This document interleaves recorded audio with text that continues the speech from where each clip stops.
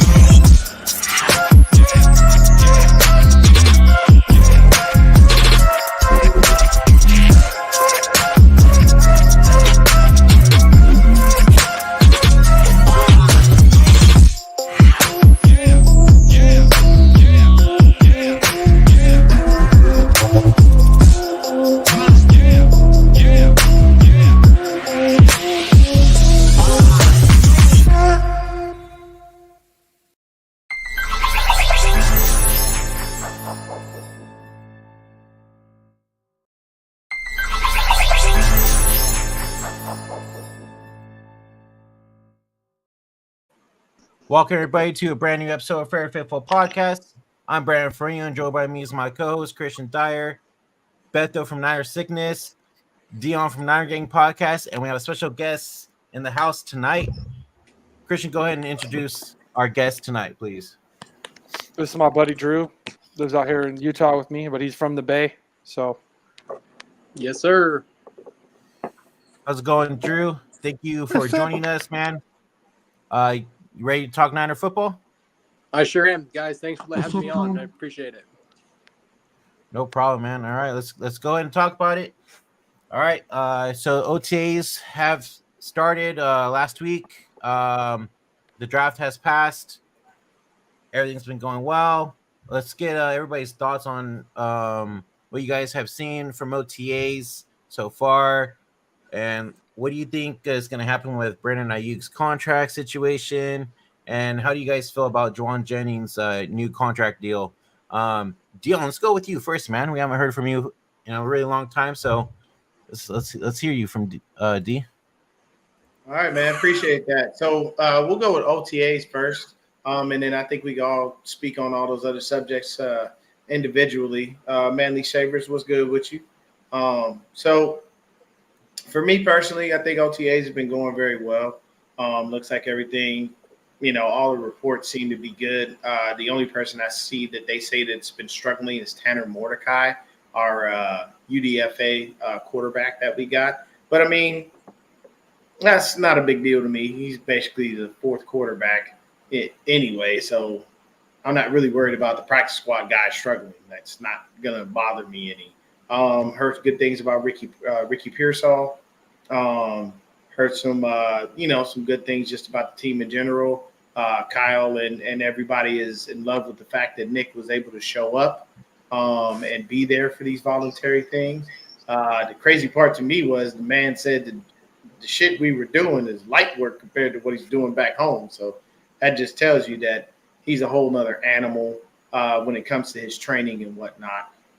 So I think OTA so far, from what I hear, has been pretty good. I haven't heard anything, negative about it. And I mean, it's just OTAs. They're just out there in shorts and shirts, with helmets on and just moving around. So I can't really take a lot from OTAs. But for me, as far as right now, I think it's been going very well. And I hope that it continues. I hope when, mandatory OTAs come through, that everybody's able to show up. We probably won't see BA, but we all understand why. So, you know what? Let's kick it over to our guest. Drew, how you been feeling about the OTAs and what's been going on? I don't take it super serious. Like you said, they're not even padded. It's very early. It's more, I feel like everyone's trying to introduce the new guys to the core. And one thing I thought was interesting was that rookie receiver Cowan. I saw that he was building rapport with Purdy as of late, and that he was hitting on some deep balls. I thought that was very interesting. I always think the Niners will go good on receivers, so I'm really not worried about that. I am worried that bringing in Pearsall and the few undrafted that we did, one of them is going to go. Is that Debo? Is that Ayuk? Or is it CMC? Are we not going to bring him back once his contract's up? You know what I mean? I don't know. I love BA, and I would probably take him over Debo because BA does not get hurt as much. I think with the weapons that we do have, Debo is the most replaceable because he's not a true one receiver, and I think we need that moving forward with Purdy. Ooh, that's an interesting take. I got to step in. I don't Before we think kick we it up to the next person really quick, I like what you said, but I'm going to give you a spoiler. Next year, we're going to have a ton of cap casualties. Because Brock's got to get paid. Yes. Let me explain something to you. Jacob Cowing is Debo's replacement. I could see that. Okay. Nobody's going Go ahead, nowhere, bro. Beto. I'll go into that later. I don't want to take up anybody else's time, but I'm telling you right now, Jacob Cowing is Debo's replacement. Because if you, long story short, if you pay Brandon Ayuk, you can't have him and Debo on the same squad and pay both of them. It does not Absolutely, work you like can. Okay, Beto, that's your opinion, but I'll tell you right now. Okay, look like this. Answer me this. Can you pay Brock Purdy, Debo Samuel, and Brandon Ayuk? Yes, sir. No, you cannot. Yes, you can. Because we're not Explain looking to at me. the. We're not Okay, looking tell at me the, this. How are you going to structure I'm Brock trying to. Purdy's contract? Because Brock ain't coming in for less than 50. But see, coming in that's for the bag. That's where you're looking at it all wrong. You're looking at the big picture. You got to look at how it breaks down. You got to look what counts. What's the signing bonus? How many years is he going to sign for? Brock's going to sign for 5 years, so they're going to carry that signing bonus all into those 5 years. The main thing is what hurts us against the salary cap each and every year, not the amount. If he gets 50 million or 55, look at for example, Herbert's contract or Hurts. Excuse me, Jalen Hurts. The guy got a huge contract, but he only counts like 14 or 13 million against the cap every year. So a lot of people like to look at the 50 million or 34 million or the 20 million. Forget about that. Those are not real numbers. The real numbers is in the signing bonus and what's guaranteed. And what's guaranteed is broken up based on how many years you're signed in for. And your whole purpose is try to keep everything underneath the salary cap to more so. Is it ideal to keep all three? Probably not. But can they afford to do it? Absolutely.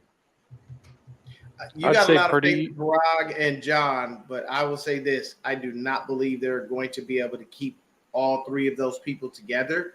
I do think that they move on from Debo Samuel due to his injury history, just because you've got a guy like Jacob Cowing, and if Cowing can pick up the system well enough and impress Kyle enough to let him get some time on that field, and or if Debo goes down sometime this season and you see Cowing go out there and tear that shit up, I guarantee you they will offload Debo Samuel or they will trade him just strictly because you got to remember, I understand what you're saying about the cap and how everything is structured and what's really going to count against it.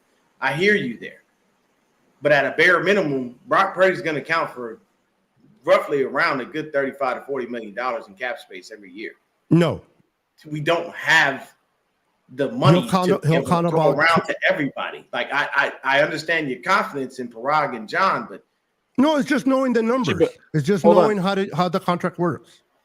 But take into account, there's a good chance that Purdy's going to take a team-friendly contract. He has. No, I feel like he's more Brady mentality where he wants to win. That's Christian. Hold on, that's the wrong word to use. Contract. It's not a team-friendly. It's an ideal contract that benefits the team and him. When you put it, it'll be more. It looks a little bit, but it'll be more like I wouldn't be surprised if it's more like how Brady's contracts were structured. Exactly. But Brady wants to win willingly. You got to think about it like this. I think Purdy will though. That's personality he's shown. Let me give you a scenario. I'm a 7th round pick. I am Mr. Irrelevant. I go from that to the hottest guy on the fucking market. You know what my agent sees? Dollar signs. So who's negotiating my contract? My agent.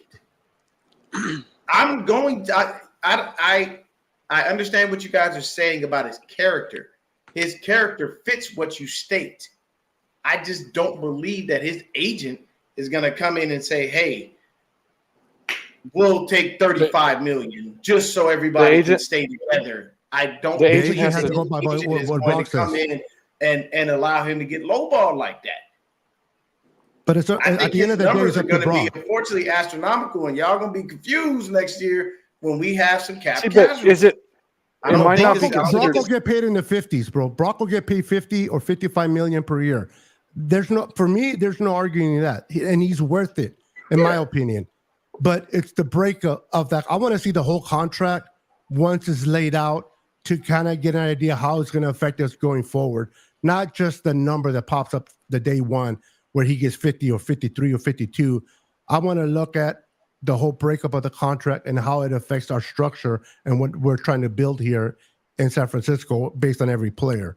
And that will define whether we can keep players or not. Now, whether they keep Debo or not, it won't be because of financial standpoint. It'll be more because if Cowing does step up and become that receiver, now they have the leeway to get some draft capital for Debo. So I can see them moving on that way, but it's not because of the financial problem. They will not be forced to get rid of him for financial reasons. Real quick, you guys, let's just say, because we going into this season, we are Super Bowl favorites once again, right? Let's just say we win the Super Bowl this year.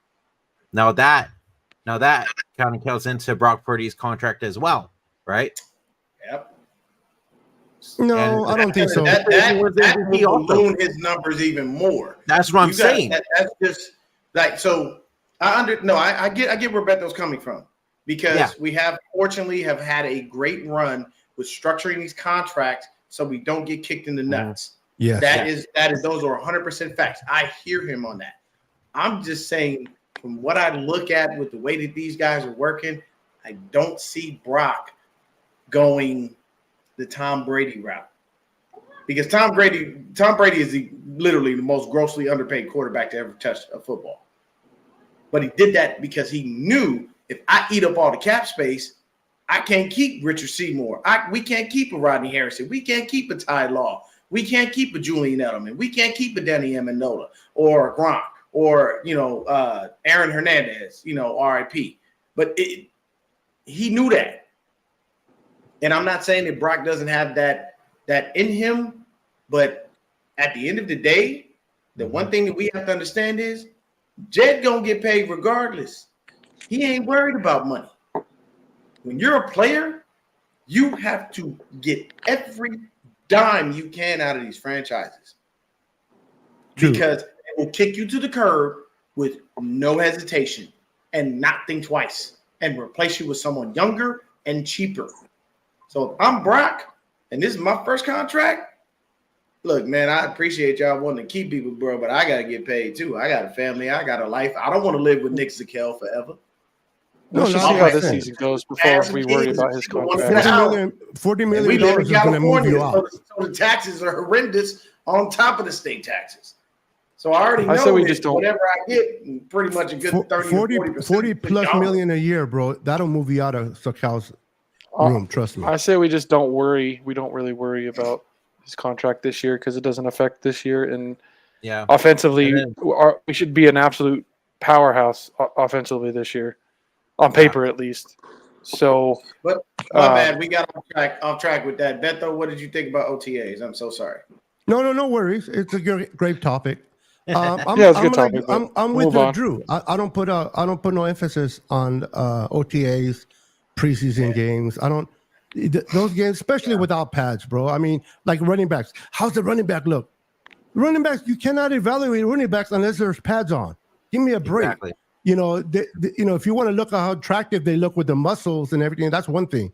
That's for a different type of fan base. But if you're looking at it from a football standpoint, you want to see these kids with pad. Now, what I like to see is who shows up, not because of what they do, is what is their mentality this year going into the season? Are they hungry enough? The whole Christian McCaffrey, I know he's getting married. and I'm not here to judge no one, but I like last year, everybody showed up to OTAs, whether they participated. That's not the ideal. It's showing up, showing support, showing commitment, and I like that. But OTAs, it looks good. There's some things to look at, but there's no. I mean, like Drew said, seeing Brock throw the ball deep to Colin and Colin catching it, it kind of gives you a glimpse of what the future may look like. But until they put on pads, that can be a whole different story. Nobody's tackling. Is Cal going to get? Is he going to be able to separate once the pads come on? We have to wait and see. I mean, Danny Gray's gone with that draft pick because he had one of the fastest 40. He has one of the fastest 40 times, didn't he? Calling?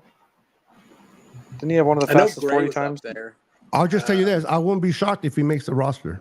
I'm not saying he will, because I think Gray will. I think he'll replace Gray. Shocked. I think Cowling will replace Gray because Cowling is going to be the guy that's going to go deep because it's what he did in college. And he's a better route runner than Gray. Better hands. He doesn't have to replace Colin because you need 6 receivers, right? So name your 6 receivers. So you'll have Ayuk, Jennings, Ayuk. So you got Jennings at the top 3. So yeah, and then you got Pearsall. He's the first pick. Calling. So he's 4. Calling and Bell. Exactly. Ronnie Bell. I agree with those. So the ones you'll be competing is more like the vet. What's his name? Number 84. I can't think of his name right now. Conley.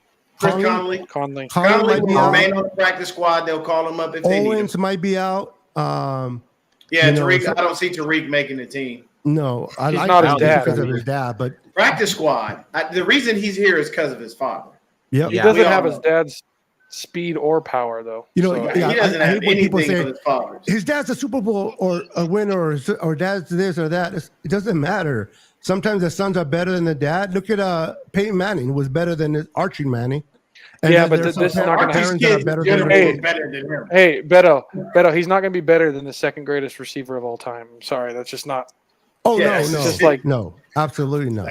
It's Jerry Rice and Terrell Owens, like. And it's okay if he goes to the practice squad. It's okay if he gets there, and he'll go there. Yeah. But I see Parcell and Cowan making the draft. So that was 4, 5. So actually, the whole 6. Complete bat 6. 6. Is it? We said 6. Ronnie Bell as well. We have BA. We got IU. Well, no, I'm sorry, BA. We got Debo. We have Jennings. We have Pearsall. We have Cowing, and we have Ronnie Bell. Yeah. Okay. Well, what I'm saying is. What I'm trying to get at is the battle is going to be for number 6 only. Receivers are going to be battling for the 6th spot. 5 already covered, unless they totally blow it. So that one spot is going to be hard to fight for. We got 2 of those guys that might be able to return punts too, between Pearsall and Calling too. So I'm sure I would assume one of them are going to. What I like from Pearsall, Pearsall's not playing special teams, bro. Pearsall's body control is insane. I think he's going to play return punts. He's got some real good, you have those receivers out there, man, that don't, when they catch the ball, they just catch the ball. No, this dude, his body, I've watched some tape on him more recently. His body control is out of this world. That is fantastic. When you're a white receiver, you have to. But no, there's wide receivers out there that don't have tremendous body control. What the fuck is you talking about? Not many receivers, dude. All of the good wide receivers have good body control. Edelman was the last one that was a great wide receiver. He had amazing body control. Yeah, but there's still good receivers that don't have amazing body control. What are you talking about? Like great, like the ones that. I said good. I ain't say great. I said good.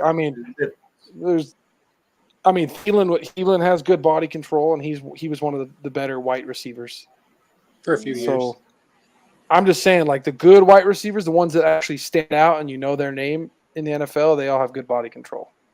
True, I get you that. But what did you think about OTAs, Christian? Not much. I don't really pay any attention to it. It doesn't really mean anything. So, I mean, I liked hearing that. The only thing I liked hearing was Calling getting some looks. Like I like that because he was the top receiver I think at Arizona or whatever. He Had a pretty good career there. Hey, he showed up and showed out, man. I ain't never seen media react like that in my life. He went ape shit. Hey, shout out media. But I was watching some of his tape, and I like the way he moves in the open field, right? And he's got good, good vision and stuff. So he reminds me he doesn't have to Smith. Yeah, he doesn't have to be completely like a deep threat. We can throw him the ball over the middle, and he can take the ball and make something happen, which we've been missing. We've been missing that a little bit. Other than when Debo gets the ball in the middle, something happening. We need a guy that's a little more shifty and not going to just run you over. Because Debo's going to run you over, right? So people are scared to tackle him. Yeah. It'd be nice to see somebody with some speed over the middle a little bit. Now we got two guys that can do that with Pearsall and Calling, and I mean they've been friends for a long time too. So there's like that connection with those two rookies is pretty cool. So I like some of that. I mean, there's really not much to look into OTAs. It doesn't. Until training camp starts, it's nothing really exciting, I would say. There you go. Yeah, let's talk about Garendo. I thought that was a good pick in the draft. He has that speed as well. Notice Niners went after speed too in this draft. What are your guys' thoughts on that? Because I know we haven't talked about the draft at all, but kind of not too much about the draft, but I mean, I wanted to get your guys' thoughts on these players that we got from the draft and everything. And you think they'll make the team, and you think say Grendo makes the active roster, and who does he replace in the running back core? Yeah, let's start it off with Drew again. What you got for that, Drew? Well, first off, one guy that I feel I'm high on. I'm interested to see what happens closer to the season is Pline, the tight end that we got. Okay. He's a big body, so I'm interested to see how his hands are. He's always going to help out in the blocking game. So if we're running more than one tight end on the field, maybe that'll free up Kittle to do more of what he does best, which is the yak. I think we've lacked a lot in the tight end number 2 spot for a few seasons ever since we lost. I remember the backup we had a few years ago. We had a really solid one, and it was the year we went pretty far with Garoppolo and to the Super Bowl. A lot of two tight end stuff. But also, I think that this isn't really the draft per se, because I didn't love the draft, to be honest. I have been heavy into I think we need to get better offensive linemen. I just don't think we get the job done there. And that was my big key in this year's draft was who are we going to get out there instead of what's his name? See, that's how bad he is. I don't remember his name. McKivitz. Colton McKivitz. Yes, McKivitz. God, I'm so sick of watching McKivitz, dude. He is a killer. He's a killer, dude. He's actually not as bad as a lot of people think he is, but I'll let you make your point. Except he cost us the Super Bowl, Beto, but he only cost us the Super Bowl. Or McGlinchey? McGlinchey probably would have blocked long enough for us to win the Super Bowl. No, I'd rather have McKivitz over McGlinchey any day because of the money. I feel like McKivitz is good in the run game. McKivitz is a damn good run blocker. I mean, no, I'm talking about the money wise. Okay. Also, I think that this is just to the OTAs thing. I wanted to hit on this. One thing I really liked, Bosa showed up. I think Bosa needs to have a rebound year. He was a non-existent factor in our playoff run. What did he do? He's supposed to be a game wrecker, a game changer. We paid you to do that, and you were non-existent the entire playoff run, in my opinion. So I hope that now that he got his contract, he can get back to doing what he does. He shows up like he did to OTAs. I think he maybe is trying to show like, hey, I'm about the business. I'm ready to get back to what I did and be a fucking force, man. I also think that linebacker we drafted last year, 51. What is his name? Winters? Or Jalen Graham? Are you talking about Jalen Graham? Jalen Graham. I want to see more of him. Graham. Okay. But honestly, as far as the draft goes, I don't have a lot. I was not very thrilled with it. Okay. So for me, when it came to the draft, I was honestly surprised by the Pearsall pick. I did not expect that. Me too. I was like, huh? But hey, they always do some off the wall shit. The other guys we drafted, I like Renardo Green. Love what he has. My favorite draft pick is Dominic Pooney. I think he's going to be a force on that offensive line. I think he steals that right guard spot from even Feliciano. I don't think they're going to allow him to be there. Malik Mustafa is not bad. Love what County brings. Jared Kingston, the offensive lineman. Not really sure if he's even going to make the squad. Bethune, the linebacker from FSU. We'll see what happens. Be honest with you, the only disappointment for me is the fact that we drafted a fucking running back. Y'all know how I feel, and I have my facts, and my facts are not lies. And I know it's gonna upset Christian, but it's the truth of the shit. Every time we draft a motherfucking running back, they always fail. And though Christian doesn't like when I say that, I'm hitting him with other facts. There's nothing you can do about that. These motherfuckers don't work. I love what Isaac Guerrero is. I've seen his tape. That kid is going to be an amazing running back. Yep. I don't know if it's going to be here because we have a head coach who has tunnel vision and doesn't see anyone outside of Christian motherfucking McCaffrey. So who could he unsee? I mean, we should have been cut Elijah Mitchell. He can't stay healthy to save his life. Honestly, I think you're talking about the three running backs that we keep. It should be Guerrero, CMC, and Jordan Mason. I think that's a great triple threat in the backfield. Mason is your banger. Guerrero is your home run hitter. And CMC is your do-it-all guy. So you have all elements. But honestly, I'm looking at the history, and I know that people don't like that. But at the end of the day, the history is going to tell you what the fuck happens in the future. And unfortunately, history, when it comes to drafted running backs, while Kyle Shanahan and John Lynch have been here, has repeated itself. Every year we draft them, every year they're gone. So while people may want to retort and debate that, there is no debate because I'm hitting you with what the fuck happened. This is truth. So at the end of the day, do I want Guerrero on the field? Would I love to see us have an actual two-back field where you have Guerrero and CMC on the field? Yeah. But I have a head coach who can't get his head out of his ass and is in love with CMC, so he barely spells him. He doesn't decide to say, hey, man, it's okay to take a play off, guy. We got other guys that can do some shit. And I feel bad for the kid. I don't know if he's going to get any playing time.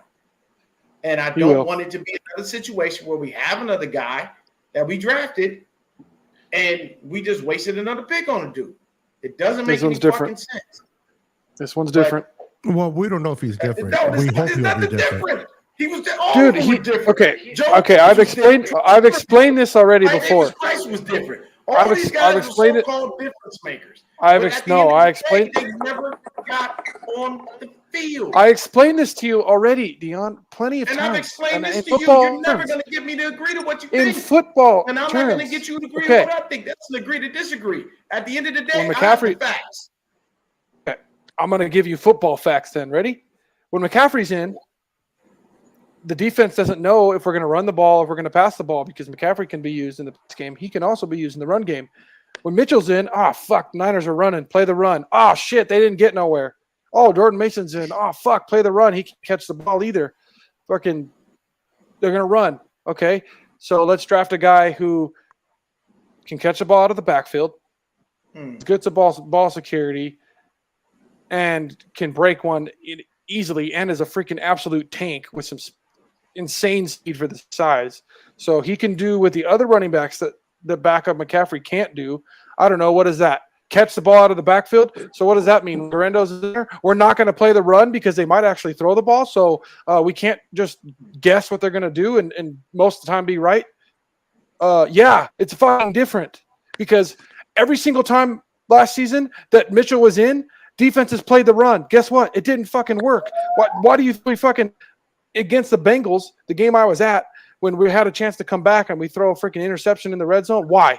Because the play got blown up because it was a run play, and it got blown up because it was Mitchell was in, and they're like, oh, they're running it because Mitchell's in. Did it work? No, because we don't have running backs in there that they're afraid to be used in the pass game, because the only running back we had on the team last year that can catch the ball out of the backfield was McCaffrey. So we added another running back who can also catch the fucking ball.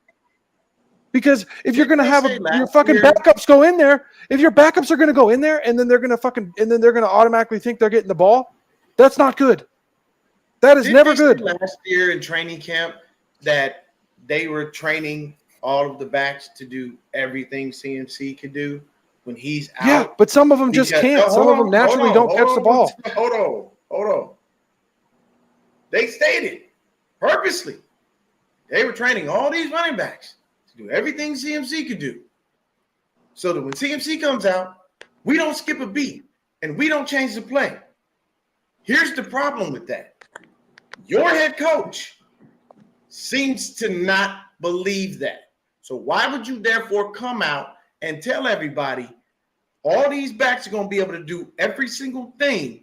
So when they come in and spell him for any reason, we don't need to change the play. But the head coach seems to say that and then turn around on the field and then not do that. So you don't get the opportunity to try to catch the ball out of the backfield. And Mitchell is not a bad pass catcher. He ain't great, but he ain't horrible. Mitchell can catch the ball out of the backfield. But you just can't stay healthy. Yeah, he can't. I know that. I agree with you. He can't. But Mitchell could be a dual threat guy if he could stay healthy. But when he was in there, what did Kyle do? He used him like that. Elijah Mitchell was healthy all fucking playoffs. How many times did we see him on the field? We barely saw him. And when Mitchell is healthy, that man averages 6 yards a fucking carry. So excuse the fuck out of me if I'm confused on why my head coach said one thing, but then turned around and did another. And this is why I have a problem with him. You can't stop giving him excuses, man. Dude, you have to do it based on the players you have. He can't call a play and make it magically fucking happen because he called it. Fucking players have to execute. If he doesn't think they're going to execute, he's not going to do it. You got to call the play that warrants your running back to be a receiver at some point.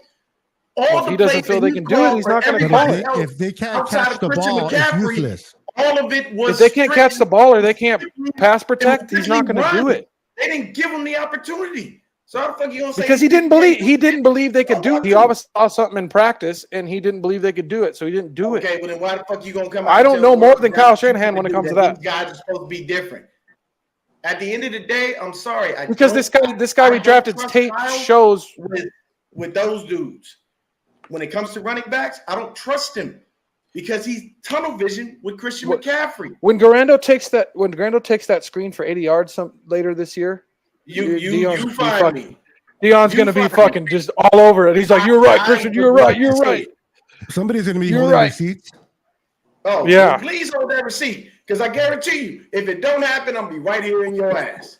Hey, I think Garando is going to get used a lot more than these other running backs that we've drafted in the past years have. Yeah, I think Kyle sees the. Hey, from the past, I think it remains to be seen. I'm not holding nothing on that. I think Kyle sees a little bit of Moser in him.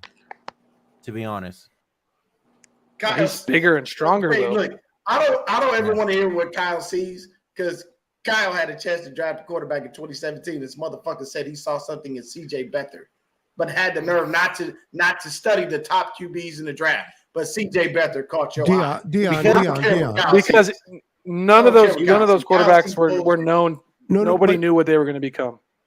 When the Niners hired Shanahan, who was in the Super Bowl? Kyle was as an offensive coordinator, right? He came into the Niners late. He had to pick his coaches. He had to put his roster together. His coaching. He didn't have the opportunity to really evaluate quarterbacks that year. So I give him a pass in 2017 because he came in late. 2018 maybe things are different, but he's not going to be looking at them all. And he came in Everybody has come in with an idea of Y'all what a keep giving structure of Kyle what they a want pass. to do. I don't give him a pass. His for structure, shit. well, it's because, and again, I'm not trying to be disrespectful. We can't be within our feelings. I didn't say you.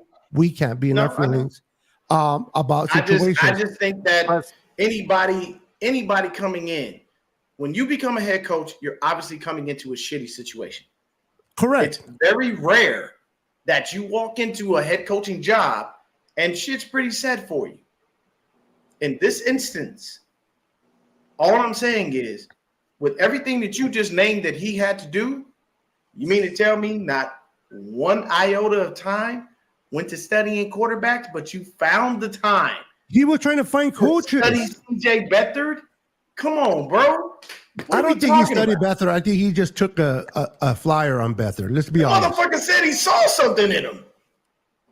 Okay. So randomly see something in a guy. So you choose to believe like, Shanahan on some things he says, and some other things he says you don't believe. What is it? Either you believe his ass or you don't. I'm confused. You can't pick and choose what you believe. I don't know. You said you believe. What I think is funny is holding any drafting on anybody, because draft is a crapshoot. Like yes. The percentages show it's a crapshoot. Those just tell Like, those are the same. Dude, Mahomes wasn't rated high. On Brock Purdy. Mahomes wasn't rated high on his second year. Would you put that money down? Yeah. We didn't know how Mahomes was going to be. Mahomes wasn't even rated high. They were saying he was if anybody pretty much had won 2 championships back to back. We kind of knew what he was at. But Mahomes, really? Hey, yeah. at the end of the day, any head coach coming into a new situation without a quarterback in place, knowing they're going to let the current quarterback that is here go, would find themselves a quarterback, because that's how you usually start your franchise. Yeah, I guess what's going to happen. Hold on. But guess what happened? We were told not to draft, and who got drafted on the fact that he was a fucking Stanford Cardinal. So come on, people. Come on. Guess what happens when you draft? What are we doing? You come your first year as a new head coach, and you draft a quarterback, and he stinks. You get fired the next year. That's why he didn't draft a quarterback. Kyle didn't get fired for drafting Trey Lance and fucking off all them picks. That's because we were still good. He already had a that was a rare occasion. That was a rare occasion where we still made the Super Bowl after making that. Why wouldn't 2017 would tell us different? Okay, Dion, you said earlier that no coaches come into great situations. Yeah, we were trash. Into bad situations. We were trash. Kyle Shanahan and John Lynch came in 2017. Remember, when Harbaugh came in, he took over a hell of a good roster and got him to the NFC Championship and a Super Bowl appearance. When Shanahan came in, he totally blew everything up, kept maybe 3 players from the old roster, built the shit up, and got to 2 Super Bowls and 3 NFC Championships. Yes, we didn't win, and that sucks. But you don't go to building a team, and then within 5 years, you appear in 2 Super Bowls and 3 NFC Championships. That's one hell of a job between those 2. Whether you like Kyle or not.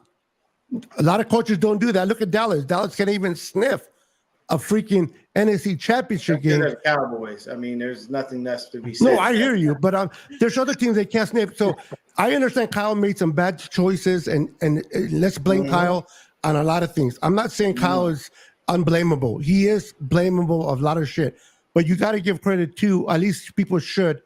You come in, you start a new team, and then within your first 5 years, you make it to 2 Super Bowls and 5 NFC Championship titles with only 3 of the previous roster, and you build that shit from the floor up. That is hard to do. That within itself, whether you like the coach or not, is an accomplishment. Would have been nicer if they would have won a Super Bowl, yes. I just need him to accomplish the final fucking thing and get the job done. We still need to win, and that's the problem. If we wind up against Patrick Mahomes again, I might as well go to Vegas and bet my money on the Chiefs, because he can't seem to beat him regular season or playoffs. We all know how that is. I'm calling it. Yeah, it has been kind of shitty that we have to go against the team that gets the refs side every time in the Super Bowl. That's for damn sure. You know what's funny? I know everybody call me conspiracy theorist, but the one time Mahomes went up against the guy that's going to get the refs love more than he is, he lost. Oh, the only guy the refs would side over on Mahomes was Brady, and he lost to Brady. Yeah. Yep. Yeah. He got help. He got ref help to help him beat the Eagles. He's got ref help to help us beat us twice in different circumstances. the first 2019 being way worse, but still, like, two seasons, two Super Bowls. I will never give that up. 2019 is on Kyle because we ran that ball all playoff season long, and this motherfucker decided to start throwing the ball with Jimmy Garoppolo of all people. Yeah, in the damn Super Bowl. They were putting 8 in the box, bro. Now look where he. Now, I don't care. Tell me this. Again, they couldn't stop the run. Chiefs players came out and said straight up, "I'm glad they stopped running." They said this after the game. They did. Who cares what they say? So I know, but I'm telling you, you stop giving this thing a pass, Kyle. No. In that game, Beto, we should have kept running. We should have kept running. I don't give a fuck how many you could throw 30 in the box. I'm running most down your throat. That man came off a hell of an NFC Championship game. He won it single-handedly. So why, therefore, would I not use that guy? I'm running this ball down your throat whether you like it or not. I'm eating that clock. Did we run more the second time when we had McCaffrey than we did when we didn't have McCaffrey? He stopped running. He stopped running the ball with McCaffrey because he fumbled it in the first quarter. Well, that's because McCaffrey fumbled the ball. But that's not Kyle. That's the reason why he stopped running. The plays. What do you mean that's not him? Oh, so he that to him. Okay. So the play was give the ball to McCaffrey. McCaffrey, you make sure you fumble it at this point. That was the play that Shannon called? No, you're being cynical, man. No, I'm being honest. By that, bro. Come on now. Shit happens. I'm saying, but shit. There's okay, but luck shit happening in the Super Bowl doesn't mean that it's okay. It's not to be condoned. Time out. Hey, that's why he stopped running because he didn't like it. Go back and watch that Super Bowl. I did. Yeah, the last run we had. And watch all 22. It's even worse. Hold on. The last run that we had was a 5-yard gain. That if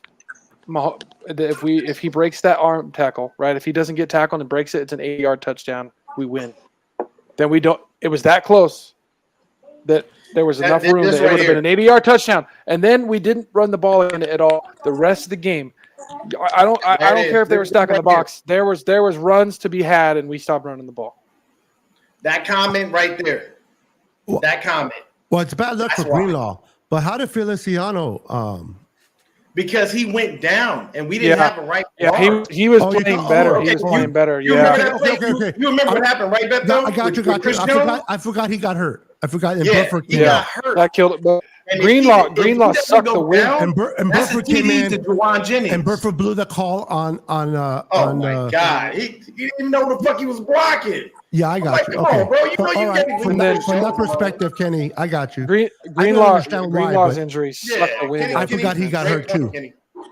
The defense lost their heart and soul with Greenlaw. Kelsey couldn't do shit while Greenlaw was in there until Greenlaw got hurt. And that was another thing that the Chiefs players did. They caught them on the sidelines rejoicing when Greenlaw couldn't come back. They're like, "Woo, 57 gone. Thank God."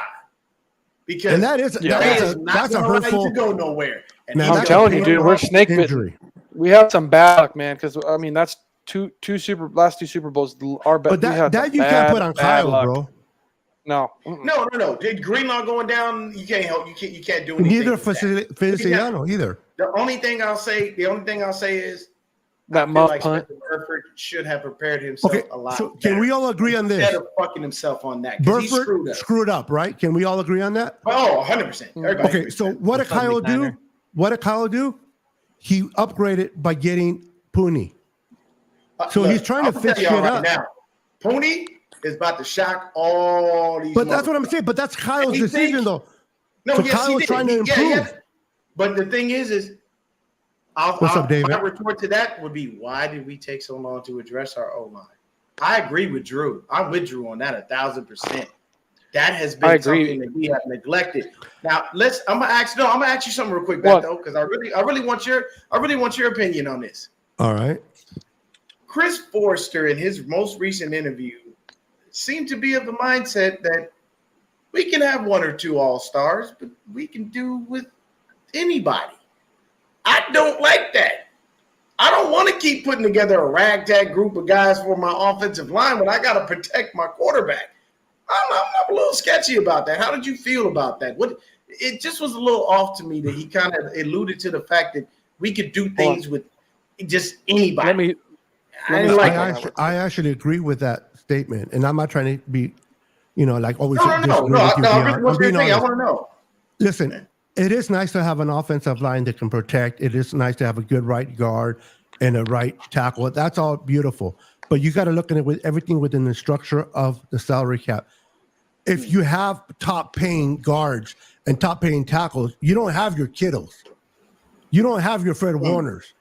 There's certain players you don't have certain players on the defense if you have top money allocated to the offense. So you got to look at, okay, we're putting a lot of money on the left tackle, and because we have the Debo and we're going to have the Ayuk and we have the Fred Warner, the Nick Bosa's and all these players, now we have to go with some not great offensive players, but reasonable with financial structure of the salary cap, and we got to do the best of it. If money wasn't an issue like before the salary cap, none of us will be arguing about the offensive line. We will have the best. It's not like Kyle. I don't want a good right tackle. I want a shitty one. He's not coming from that prospect. He just can't afford one because he needs to allocate the money somewhere else. But if money was no option, I guarantee you, every team will have the best lineman up protecting. So you got to look at where can you allocate your money at. Now, they are firm believers on the defensive line, much more than they are on the offensive line. So they do put their money there, not so much on the offensive line. Go ahead. No, you make sense. You make sense. And then because you look at the way that they drafted this year, they drafted as to build a team around the fact that our offensive line is a weakness. So we got speed, because how do you fix the fact that you have a bad offensive line? Yes. You get speed. You also quarterback the extreme quick and really quick at processing. So receivers we're going to get speed. Boom. Let's go. Get the ball out and let them make a play. Get running backs. Get a fast running back that can make a play. That helps out offensive linemen. You're right, Christian. Yes. Yeah. That's I got you. The fact that they felt that we can't fix the offensive line. The fact that we can't fix the offensive line. You're my boy, Dion. We're gonna barbecue one of these days, bro. Because it is expensive to fix the offensive line, and obviously they didn't feel comfortable drafting. They didn't feel comfortable drafting guys high. I don't know why. They just didn't. I can't argue that. At the same time, and then referring to the draft, that's why I liked this draft. At first, I was upset because we weren't getting offensive line, but when I looked at the guys we drafted and understood why we did, offensive line, but not the way we think they were going to fix it. I like it. I understand the Pearsall pick. I love the Green pick. I think he's going to be one of the best. I think he's going to ball. I think we got an absolute steal. I think we got a steal. I think we got a steal with the safety, Mustafa. Oh yeah, I think we got a steal. FSU because Dion was there. I literally only watched because of that. FSU got a steal with the wrong wall right there. With the Wake Forest safety. I mean, that guy's freaking Deshaun Goldson all day. Oh yeah. Malik, all day. The best pick in my opinion is Malik Mustafa. I think this kid is going to be safety. Oh my goodness, he's going to be special. This kid is built. No penalties his whole time at Wake Forest. Yeah, bro. He's long as he can stay healthy. This guy's going to be a freaking all-pro soon. Now we have to see it. You know me. I have to see it first before I start pinning any type of accolades to anybody. I don't. I got to see you prove yourself in a year. You might have the potential, but unless I see it, I don't give no credit to anyone. Like the running back. I hope he has a great year. I hope he's the guy that Shannon has been waiting for to back up Christian McCaffrey, but I have to see it. And with Dion, and we don't agree on a lot of things, but I do agree on this. The history has shown, based on the style of running backs that he has drafted in the past, it's hard to depend or believe Kyle in anything. And that's why it's hard to believe in this new kid because of the history. Maybe that changes this year, but until I see it, that's what I was saying. I can guarantee you, until Dion sees it, he ain't believing shit. I really can't. And I'm going to tell you, I caught you slipping, Beth, though. You contradicted yourself here. I know. Shut up. Okay. But, Drew, tell me this, man. Because we've been talking and you've been a little quiet, man. I need some info. Yes, Drew. I need two things from you. What is our strongest position group? And who is your favorite player on the Niners currently? Not all time, just currently. Who's that guy for you?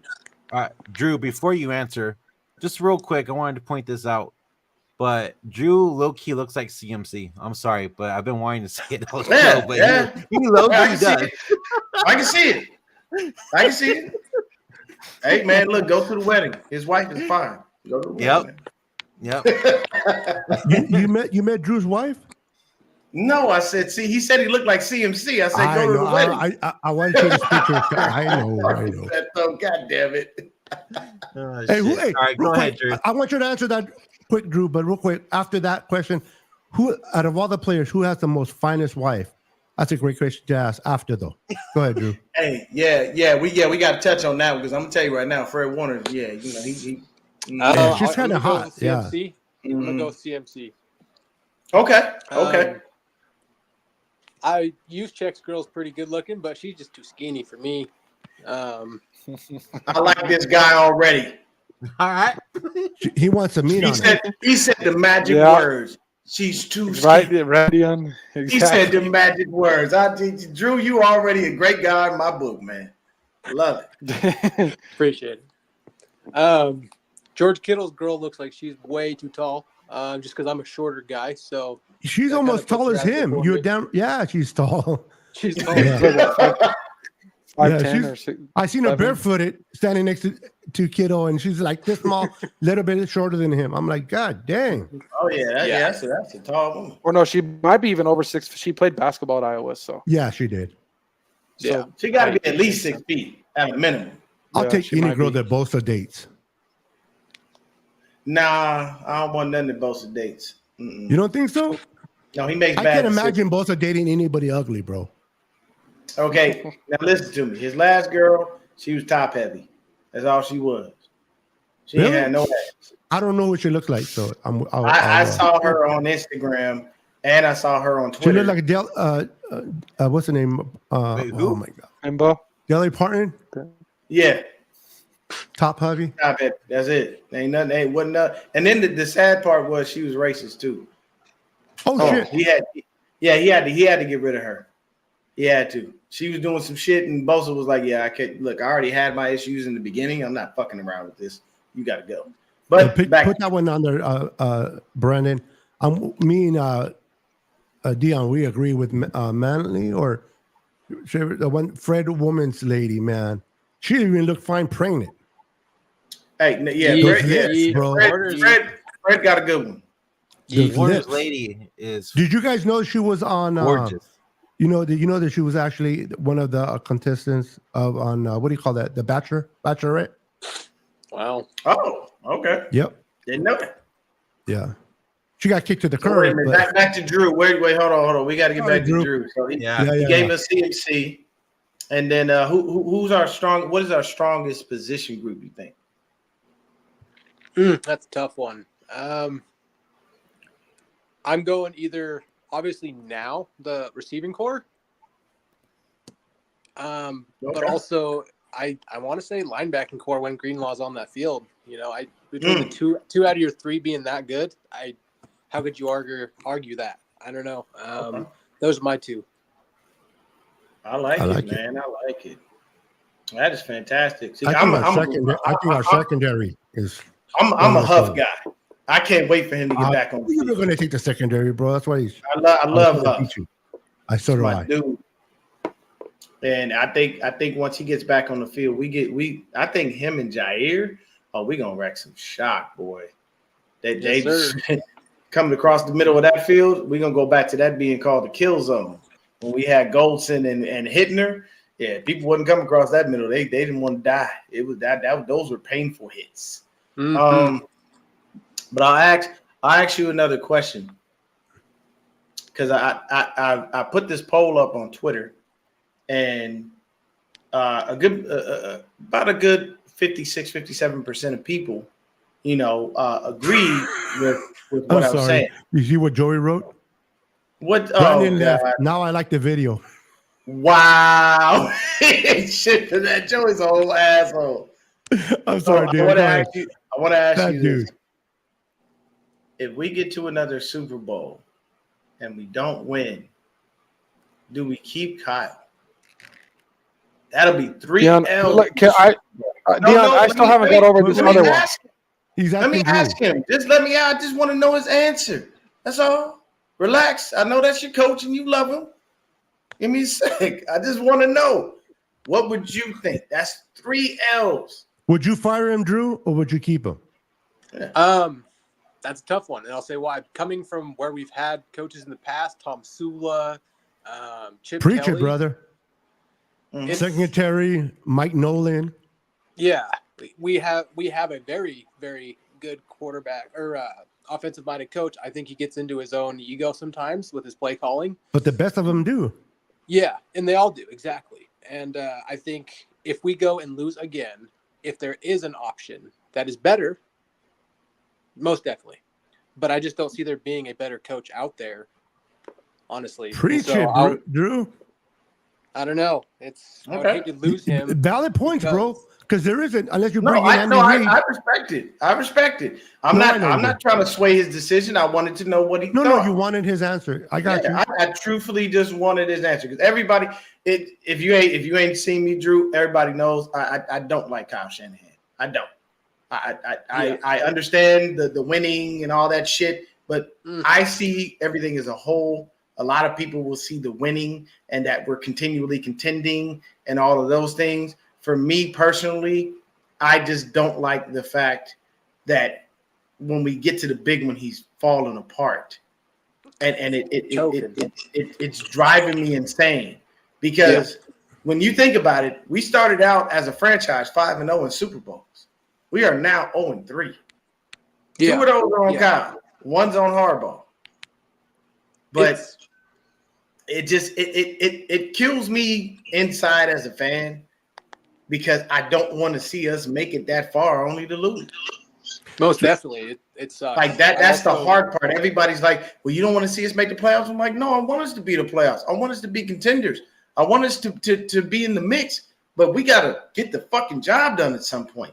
I don't want to continually watch him stand on the sideline with that dumbass grimace on his face and he's taking another L.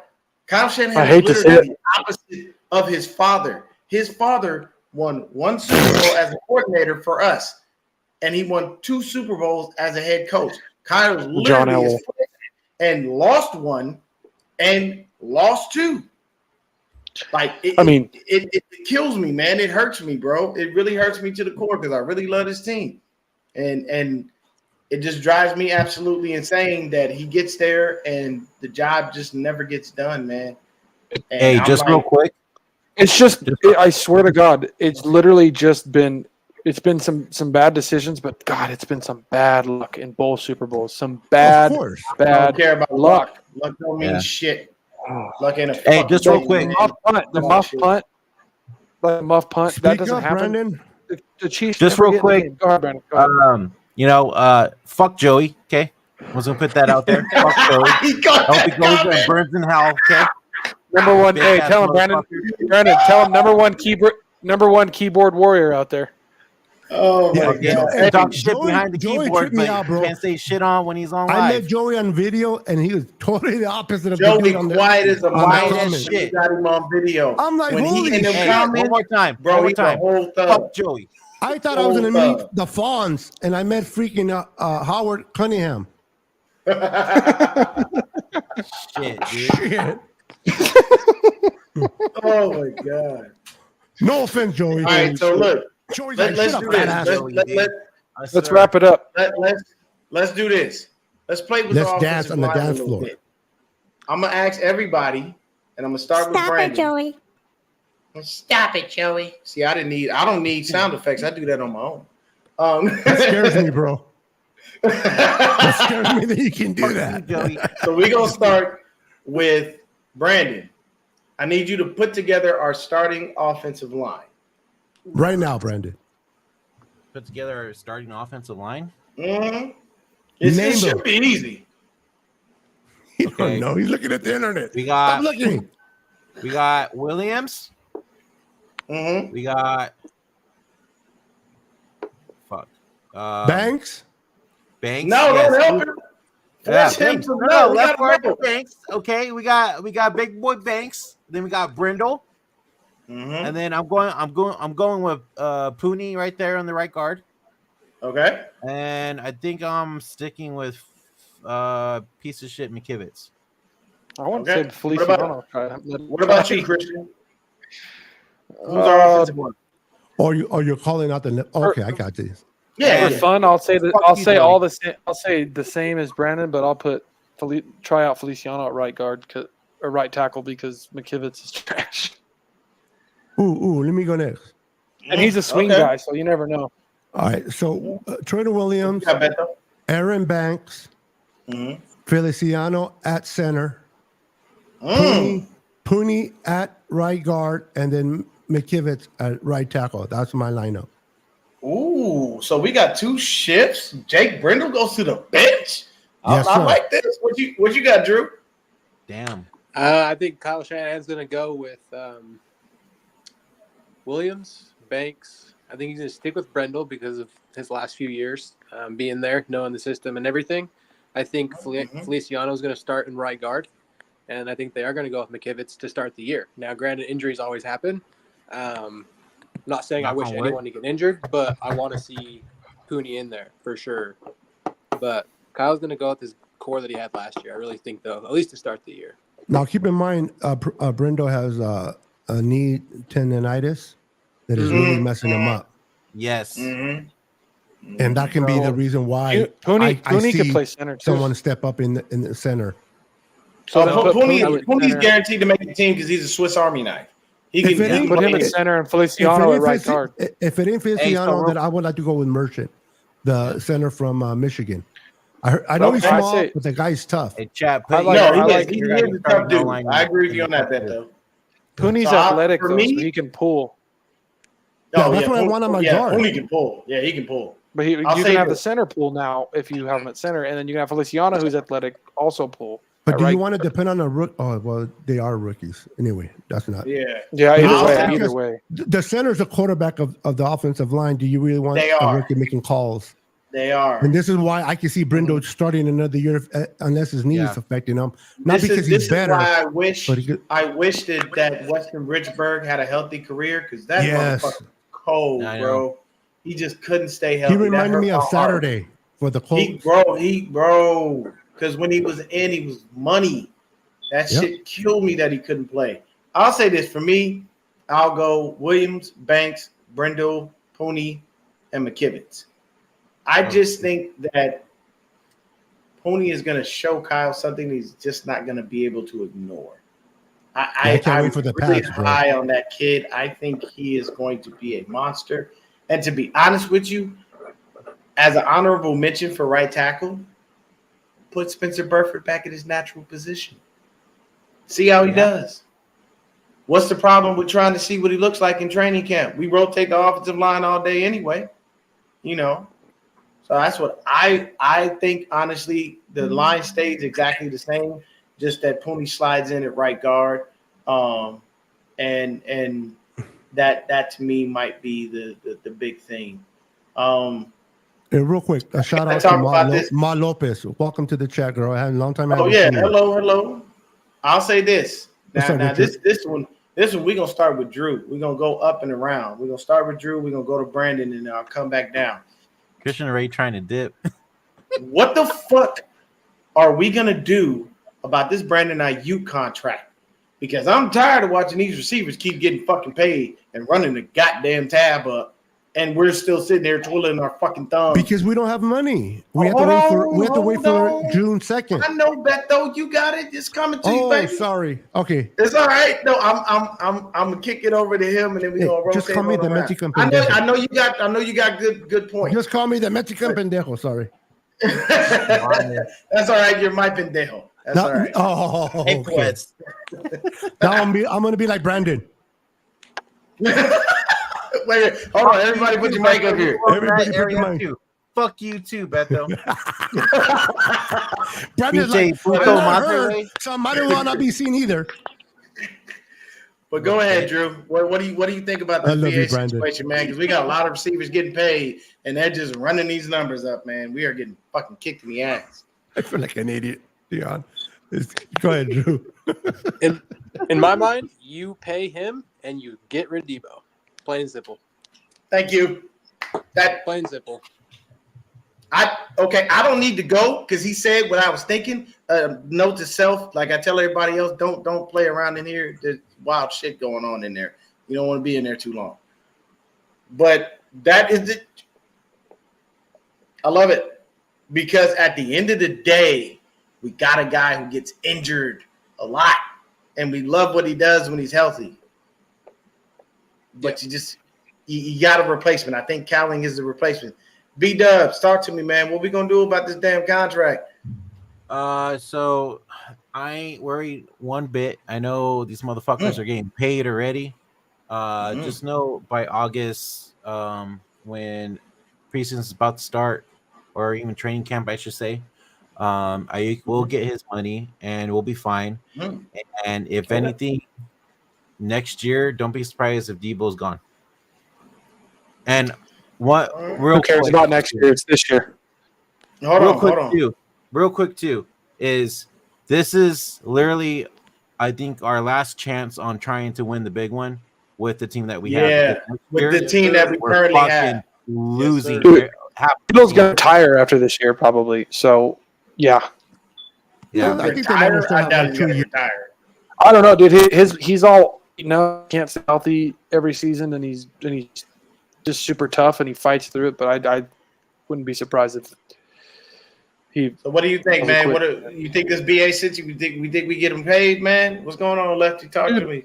This happens with a big Niner signing every single season. So I haven't paid any attention to the BA thing. I'm like, I'll know when it says that he got paid because it's the same fucking story every single season with different player. So I just ignore it because there's no point to worry about it because he's gonna get paid. You gotta love Debo's, right? When Debo went up for contract, you're hearing all this shit on Instagram. Same thing with Ayuk. When Nick Bosa was, you didn't hear a shit from Nick Bosa. You didn't hear shit from Fred Warner. You didn't hear shit from Kittle. All quiet on the front. And then the deal got done. The Niners have shown a structure of how they get things done. Now, this year, because of the Eric Armstead money, it's a little different. I do expect Ayuk to get paid early July. I don't expect he's going to make it to August. I think they're going to pay him within the first or second week of July. Once that money clears and becomes available to the Niners, they're going to take Ayuk because they really covet. It's like, I don't understand how these players really trip. Niners have proved that if they draft you and they develop you and they covet you, they're going to do everything within their power to get you signed. Bosa was the highest paid contract given out in Niners history. History. And he, even though he came close, but he played week 1. If they can get that done, I don't understand when Niner fans get all bunched in their panties about, is Debo going to be there week 1? They understand the timing between him and Brock is important. Trust me, he'll get signed. He'll be part. What happens to Debo this year or next year? That's something that we'll have to wait and see. He can go, he can stay, but Brandon will get signed, and I expect him to get signed week 1 or week 2 of July. Mark my words. Save the receipt. Okay. I got Debo will not go anywhere this season at all. Putting that out there. No. So no. I'm gonna ask y'all another question. We see this every year with the Niners when it comes to a contract. So with Mr. Purdy,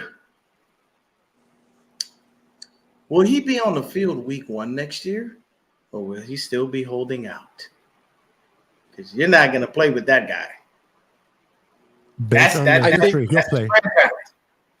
It's this year. I think he'll. Look at how quick we were able to give Jimmy Garoppolo his money. Purdy has been way better than Garoppolo. I didn't even deserve it. Hey, Drew, that's a good point, bro. That's true. How fast we handed Jimmy that contract, it'll get done so quick because especially if he goes and does what he did these last 2 years, this season, done deal. Done deal. Yeah, if he's an MVP With a real offseason? discussion or an old pro quarterback, Pro Bowl, another Pro Bowler, yeah. All right. Yeah. They ain't messing around with him, bro. That's Okay. the engine of a car, bro. You don't mess with the With engine. his story and everything, no way. Yeah. All right. I like it. Well, hey, guys, I got to get out of here. I don't know if y'all going to stay on and hang out for a little No, bit. we're ending I got now. a jam too. The wife already All right, texting me so- left and right. All right, that's gonna do it for us. We're gonna end it here. Faithful, thank you for joining us in the chat. Appreciate Yes. the love Thank and you, support. everybody. And we're back, ready to go for this season. And Drew, just to let you know, man, you're more than welcome to join us this season as well. Anytime, You know, brother. we love guests. Nice joining to our meet you, show, brother. so- It was Yeah, an very honor nice be to on meet here, you, man. I appreciate all of you. It was Hey, awesome. So I was And get definitely, into if you let camp, me- fool. Get into camp. I want to see you in camp. Forget getting married. Yeah, man. Yeah, CMC, don't be coming in here hanging out with us. You supposed to be ready at training camp, man. What are you doing? Yeah. All right, and Hey, look, we gotta title that as a show one time and see how many people we can get to Dude, Yeah, to we're, come in. we're gonna have. Let's see how fast they figure Like, it out. hey, We have a guest. we got Christian CMC on the McCaffrey. show, like straight Put- up, and see how put- many yeah, okay, Drew, you got to do that. Put your name as CMC, and then in our title we'll say special interview with bro. special guest CMC. That'd be perfect. I've got a that'd 23 be jersey, some 90 hilarious jersey. shit. So I'll get a buzz cut and it's done deal for fun. All There right, you go. There it is. We good. All We right. solid. chat. Make sure you hit like and subscribe on all channels. All descriptions below. And then until next time, guys, go Niners. Peace. Go I know Niners. that.